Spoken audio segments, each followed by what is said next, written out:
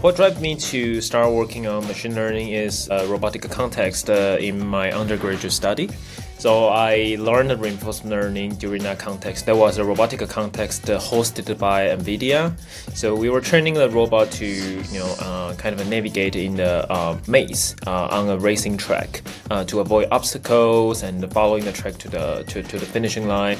And I get interested from this contest. And then later on, what drive me to red teaming is because the specific challenges in red teaming, which is exploration.